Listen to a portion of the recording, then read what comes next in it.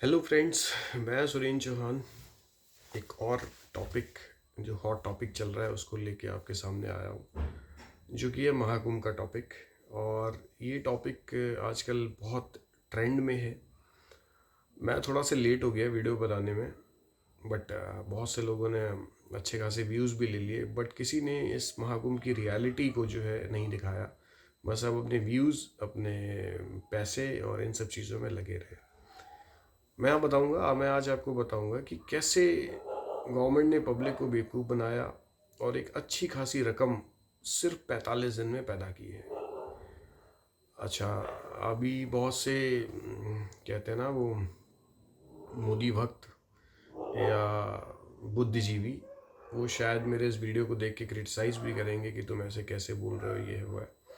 But जो reality है वो मैं आपको बता रहा हूँ कि जो कैलकुलेशन मोदी जी करते हैं हमारे या हमारी गवर्नमेंट करती है, वो कैलकुलेशन की कैसे पब्लिक को बेवकूफ़ बनाना है और कैसे पैसा निकालना है। तो सबसे पहला तो ये था कि कुंभ तो पहले भी होते रहे हैं, ऐसा नहीं है कि कुंभ पहली बार हुआ है।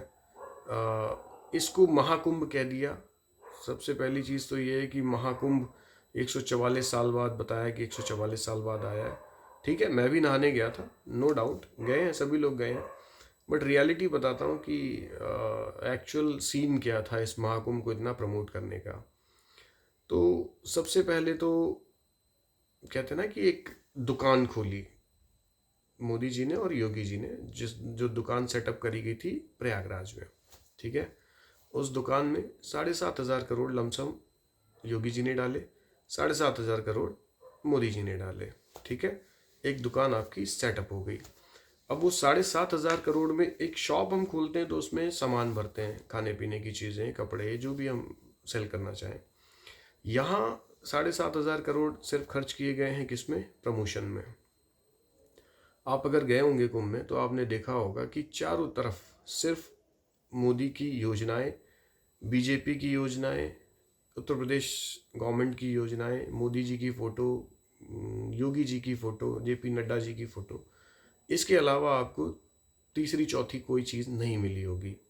ठीक है, जो स्टॉल्स लगे थे, लाइक जो गवर्नमेंट डिस्प्लेज होते हैं या कंपनीज जो आती हैं, उनसे भी अच्छा खासा मोटा पैसा वसूला गया। जो मेला क्षेत्र में शॉप्स थी, उनसे भी पैसा वसूला गया। ठीक है, उसके बाद इनका खर्चा क्या था? सिर्फ प्रमोशन पे और कुछ फैसिलिटीज़ देने पे, जैसे साफ़ सफाई, पीने का पानी वानी, टॉयलेट्स वगैरह, इन सब चीज़ों में खर्चा किया। जो 14,000 करोड़, 14-15 हज़ार करोड़ इन्होंने इन सब चीज़ों में खर्चा किया। लेकिन सबसे ज़्यादा खर्चा हुआ है प्रमोशंस में। डिजिटल प्रमोशंस के लिए डिजिटल डिस्प्ले बोर्ड्स, होर्डिंग्स, पूरा शहर होर्डिंग से भरा पड़ा है, मतलब हर गली हर चौराहे पे होर्डिंग लगा है। अच्छा, इन्होंने और कहाँ खर्चा किया? जैसे कि रेलवे स्टेशंस पे वेंडिंग मशीन्स लगाई। ये मैं 14,000 करोड़ का आपको बता रहा हूँ जो इन्होंने बजट लगाया था। ठीक है, बसेस, एक्स्ट्रा बसेस खरीदी, नई बसेस जो अलग अलग शहरों से चली और उनमें पैसेंजर्स आए। तो खर्चा, क्योंकि जहाँ मेला क्षेत्र था वहाँ तो कोई खर्चा था नहीं, पुलिस फ्री की थी। ठीक है, पैरामिलिट्री फ्री के थे, सफाई कर्मचारी मैक्सिमम फ्री के थे, गवर्नमेंट सेक्टर से आउटसोर्सिंग से इन्होंने हायर किए। उसके बाद मेडिकल फैसिलिटी फ्री की थी, क्योंकि ऑलरेडी गवर्नमेंट एम्प्लॉयज़ लगे हुए हैं, गवर्नमेंट एम्प्लॉयज़ या संविदा कर्मचारी, ये सारा स्टाफ लगा हुआ था। पुलिस कोई अलग से हायरिंग नहीं करी, पैरामिलिट्री कोई अलग से हायरिंग नहीं करी। ठीक है, और खर्चा किया इन्होंने टेंट लगाने का। वो भी टेंट जो इन्होंने लाइक गवर्नमेंट सेक्टर, मतलब गवर्नमेंट ऑफिशियल्स के लिए लगाए, उनमें पब्लिक को तो जाने को ही नहीं मिला। वो तो सिर्फ वीवीआईपी और वीआईपीज के लिए थे, ऑफिसर्स के लिए, अदर चीज़ों के लिए। बाकी जो पब्लिक के लिए टेंट लगाए थे उसमें अच्छा खासा मोटा पैसा इन्होंने वसूला। किसी का टिकट 10,000 का, किसी का 15,000 का, 7,000 का, इससे कम का कोई टिकट नहीं था। अच्छा, 15,000 में दुकान तो लगा ली। ठीक है, ये सब चीज़ें भाई दुकान तो मेंटेन करनी पड़ेगी, यही दुकान मेंटेन करने की चीज़ें थी। इन्होंने इतना प्रमोशन करा, डिजिटल, इलेक्ट्रॉनिक, मतलब हर तरीके से, प्रिंट मीडिया से इतना प्रमोशन किया कि महाकुंभ, ये नक्षत्र, ये ग्रह आज 144 साल बाद मिलेंगे, फलाना फलाना करके। और एक एक्सपेक्टेड इन्होंने एवरेज लगाया कि लमसम 40 करोड़ की जनता इनके यहाँ पहुँचेगी। अब भाई दिमाग देखो भाई, मानना पड़ेगा बंदे में दिमाग है। कि 14,000 करोड़ लगा के लमसम 50,000 करोड़ इसने कमाए हैं। अब आप पूछोगे कैसे? सपोज एक एस्टीमेट लगाते हैं कि 40,000 करोड़ की आबादी संगम में गई है, ठीक है। लोग गाड़ियों से गए, फ्लाइट से गए, फ्लाइट का किराया शायद आजकल 30-35 हज़ार रुपये पर टिकट पड़ रहा है। रिजर्वेशन एक नॉर्मल दिल्ली से कोई बंदा आ रहा है तो 1500-2000 दे के आ रहा है, ठीक है। बसेस में भी वही 500-700 टिकट। तो एक एवरेज जो कॉस्ट आया है वो लमसम 1500 रुपये पर हेड आया है, ठीक है। तो 1500 पर हेड और 40 करोड़ की जनता, 15 चक्कू 60, लमसम 60,000 करोड़ तो यहीं दिख रहा है, ठीक है। मैं एक एवरेज बता रहा था कि 50,000 करोड़ बनाए हैं। 60,000 करोड़ सो एक मोटा मोटा रफली फिगर यहीं। उसके बाद जो शॉप्स लगी उनसे किराया लिया, ठीक है।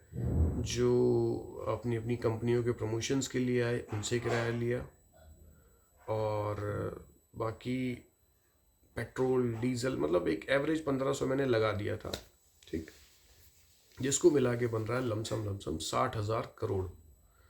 खर्चा कितना हुआ? 15,000 करोड़। वो भी खर्चा क्या था? गवर्नमेंट का पैसा था, गवर्नमेंट कर्मचारी, गवर्नमेंट सीआरपीएफ, गवर्नमेंट पुलिस, ठीक है। उस 15,000 करोड़ में कितना खाया होगा नेताओं ने वो आपको भी पता है। कमाया कितना? लमसम मैं कह रहा हूँ 60 नहीं तो 50,000 करोड़ मान लो।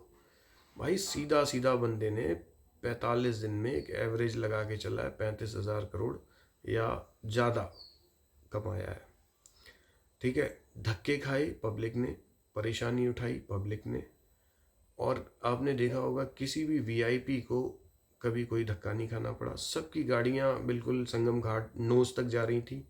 हम और आप पैदल पैदल घसीट रहे थे, ठीक है। धक्के खा रहे थे, स्टेशन से, प्रयागराज स्टेशन से, सूबेदारगंज से पैदल पैदल जा रहे थे। आपने किसी नेता को पैदल जाते हुए देखा है? किसी वीवीआईपी को जाते हुए देखा? नहीं देखा होगा, ठीक है। उनका सीधा हेलीकॉप्टर नोज़ पे ही उतरा है। अभी कल मैं देख रहा था कि हमारे अंबानी जी 12 तारीख का स्नान कर रहे थे शंकराचार्य के साथ। नाम मुझे नहीं याद है। वो शंकराचार्य जी उनको खुद हाथ पकड़ के डुबकी लगवा रहे थे। आप भी गए होंगे, आपको कितने, शंकराचार्य तो छोड़ दो, आपको तो ढंग से डुबकी भी नहीं लगाने दी होगी और कहा होगा चलो निकलो निकलो जल्दी निकलो। मोदी जी जाते हैं, पूरा वीडियो कैमरा। आप बहुत से लोग तो बेचारे रील बनाने के लिए रह गए कि हमारी रील बन जाती, या गंगा में ऐसे करके फ़ोटो खिंच जाती नहाते हुए, लेकिन वो भी सपने अधूरे रह गए। लेकिन मोदी जी का बढ़िया एकदम HD क्वालिटी का फ़ोटो आया है गंगा नहाते हुए। सभी का, जिसका भी देख लो, सारे VIPs और VVIPs। तो भाई धक्के हम खाते हैं, पैसा हमारे आपके जैसे लोग ही देते हैं, ठीक है। ये भाई लोग फुल मज़े लेते हैं और पब्लिक जो है परेशान होती है। तो 200 लोग मर भी गए, हाँ, अननेसेसरी। कभी आपने नहीं देखा होगा कि कोई नेता मर रहा है, कोई भगदड़ में नेता या उसकी फैमिली कोई इफेक्ट हो रही है। भगवान ना करे किसी के साथ ऐसा हो, बट मरता कौन है? हम पब्लिक। हमें तो कीड़ा मकोड़ा समझा जाता है कि भाई इनको बस एक जादू की छड़ी घुमाओ, ये सब पहुंचेंगे वहीं पे और पैसा भी देंगे, ठीक है। परेशान भी यही होंगे, मरेंगे यही मरेंगे, 2-4 लाख दे दिया जाएगा। जब 200 लमसम 200 लोग मरे, 30-40 दिखाए, बाद बाकी सारे भर के गड्ढे में दबा दिए और हो जाएगा कि कुंभ के मेले में खो गए। ढूंढ ही नहीं पाओगे, क्योंकि वहाँ तो मेला ही ऐसे है। जैसे पुराने ज़माने में बोलते थे कि कुंभ के मेले में खो गए, तो एक्चुअल में खो गए। अब ढूंढते रहो, ना आपको डेड बॉडी मिलेगी, ना आप उसको क्लेम कर पाओगे। बचे जो जिनकी काउंटिंग हो गई उनको 5-5 लाख का अनाउंसमेंट कर दिया, और वो कब मिलेंगे कब नहीं मिलेंगे वो गॉड नोज। तो भाई ऐसे एकदम से पागल नहीं होना चाहिए कि बस मोदी जी ने कह दिया कि महाकुंभ महाकुंभ और भाग खड़े हुए झोला लेके। 35-35 40-40 किलोमीटर के जाम लगे हुए हैं, 300-300 किलोमीटर ट्रैफिक लगा हुआ है, बुरी तरीके से हालत है, फिर भी लोग जा रहे हैं।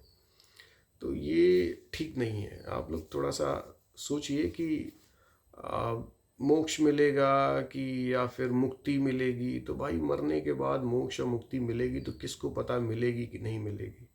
कौन देख के आया है कि महाकुंभ नहाने से मुक्ति मिल जाती है?